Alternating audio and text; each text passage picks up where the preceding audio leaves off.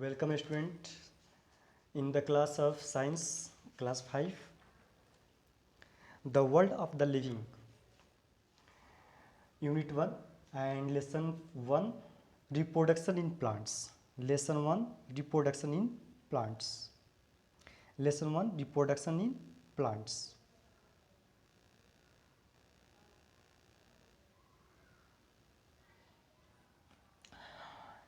Dear students, all of us know how important plants are for life on earth. All living things need to reproduce to survive their kind. The reproduction of plants is important not only to them but also to the whole world, as no life can exist without plants. In the absence of reproduction, some plants may become extinct.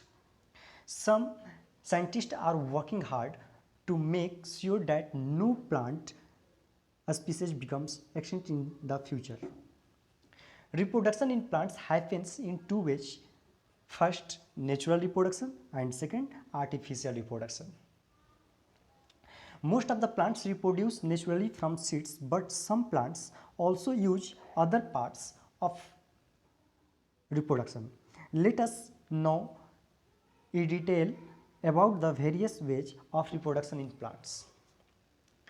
First, seed, the main agent of reproduction. Seed is the main agent of reproduction. Then we start from seed. Okay. The process of reproduction in flowering plants starts with the formation of fruits. Flowers have pollen. When a bee sits on a flower, the pollen sticks to its body.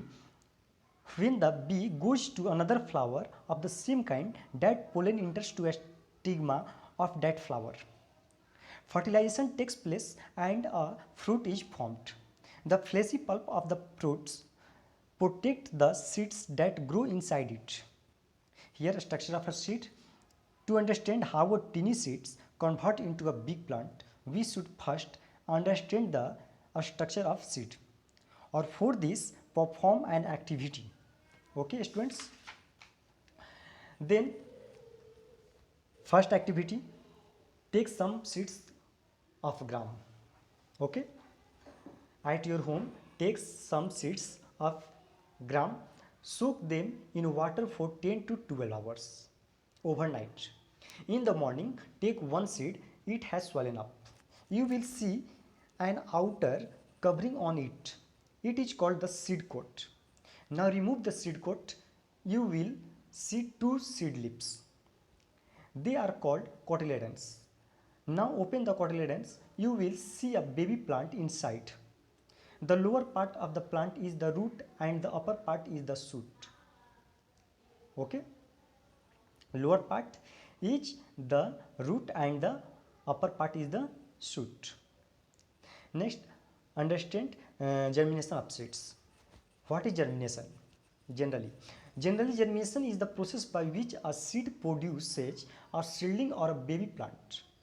A seed needs the right amount of air, water and warmth to germinate. Then what are the requirements for germination of seeds? The first requirements, air and water.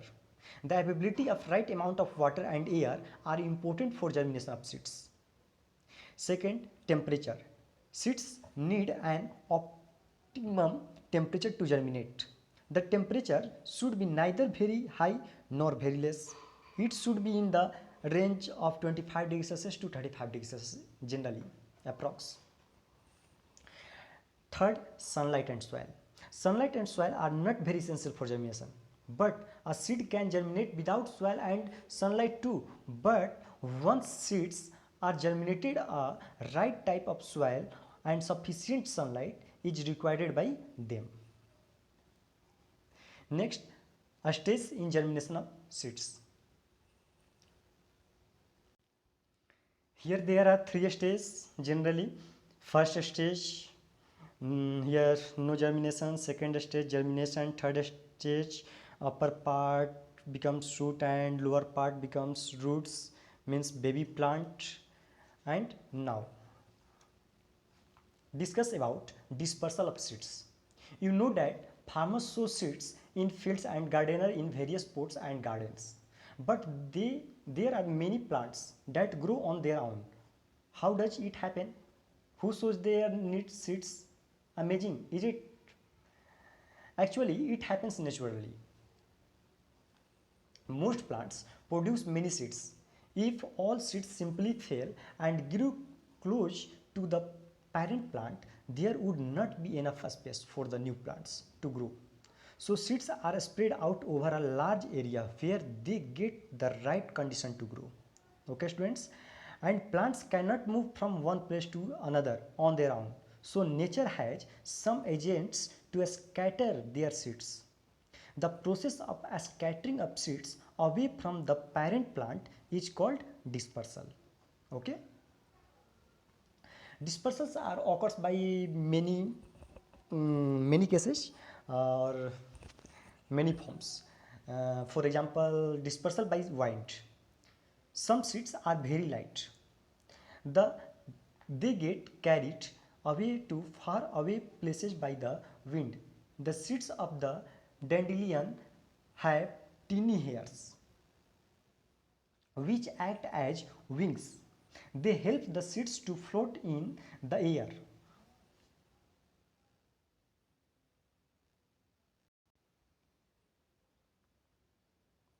Cotton seeds have long fibers that trap air and become light. Dispersal by water. Water acts as an agent of dispersal for plants which grow in or near water. For example, coconut trees grow along coastal regions. Sometimes a ripe coconut falls into the sea and is carried far away. The thick coat of coconut fiber holds air and the coconut can float for thousands of miles into the sea. Okay? And next, dispersal by animals. Animals and human beings also help in seed dispersal. They like to eat some fruits. They take away the fruits to different places, then they eat them and throw away the seeds. The seeds of mangoes, cherries, apples, etc. get dispersed in this way. Some seeds present in fleshy fruits.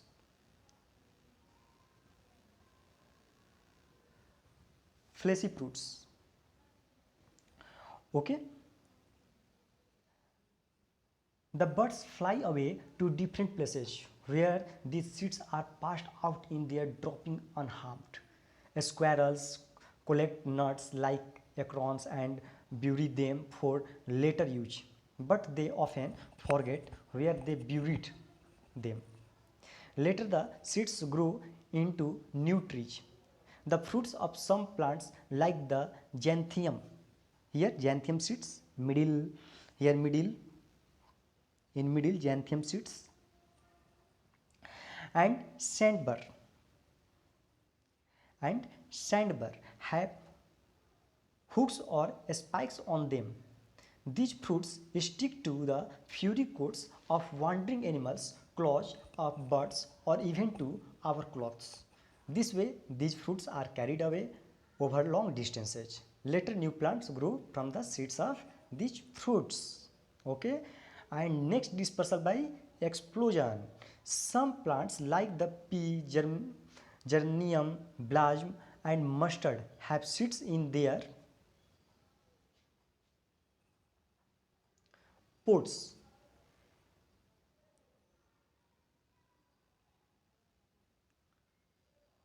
Pods. When the pods dry up, they burst open suddenly. Means explosion. Here explosion. Here. Dispersal of seeds by explosion of seeds. Okay? When the pods, this is pods, and when the pods dry up, they burst open suddenly. The force of this explosion scatters the seeds in all directions. These factors, that is wind, water, animals, humans, and explosion, are known as agents of dispersal. Okay, students? You can see here dispersal of seeds by explosion. Okay? Pea pod burst open, blossom fruit explodes. Next, life cycle of plants. for life cycle of plants here figure. An adult plant here, an adult plant grows flowers. The flower turns into a fruit after fertilization. The fruit has seeds. If the seeds get suitable condition, they germinate and grow into a new plant. When this plant becomes an adult, it bears flowers. The cycle repeats itself. Okay. Vegetative reproduction. No vegetative reproduction, vegetative propagation. Okay. So vegetative propagation, some plants do not grow flowers. Such plants do not reproduce from seeds, they reproduce from other parts like roots, stems and leaves. Reproduction of plants from parts other than seeds is called vegetative propagation. Vegetative propagation can be either natural or artificial, both. Natural or artificial, both. Or natural or artificial. Natural vegetative propagation. What do you understand by natural vegetative propagation? Natural vegetative propagation. In natural vegetative propagation, from underground stems, from bulbs, from runners, from leaves, etc. For example, here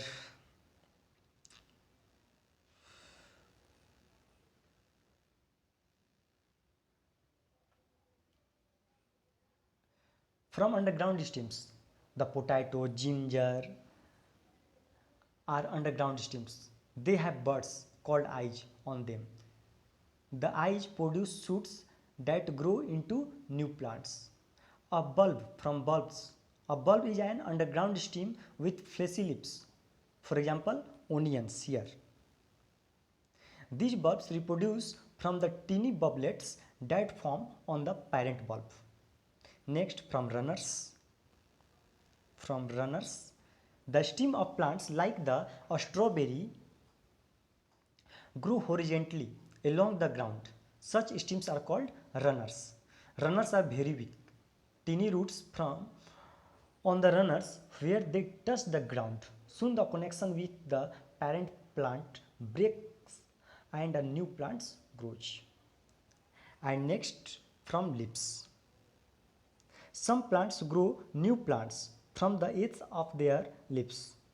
For example, bryophyllum plants. Okay. And generally artificial vegetative propagation. Artificial vegetative propagation. Vegetative propagation are generally two ways: natural vegetative propagation and artificial vegetative propagation. In artificial vegetative propagation, for example, cutting or grafting and budding or simple layer. Okay. In cuttings through cuttings, the sugarcane, grapes, crotons, etc. A cutting is a piece of mature stem having a bud that has been cut off a parent plant. The cutting is planted in such a way that the bud remains above the ground. Soon it grows into a new plant. Through grafting and budding. In these, a stem or a single bud is joined onto the stem of a plant that has roots. It is commonly used to produce fruit trees or simple layer. In simple layer, it is used for shops where cutting and grafting are not possible. In these methods, first a lower stem is selected, then using a sharp object, a groove is made in it by removing bark.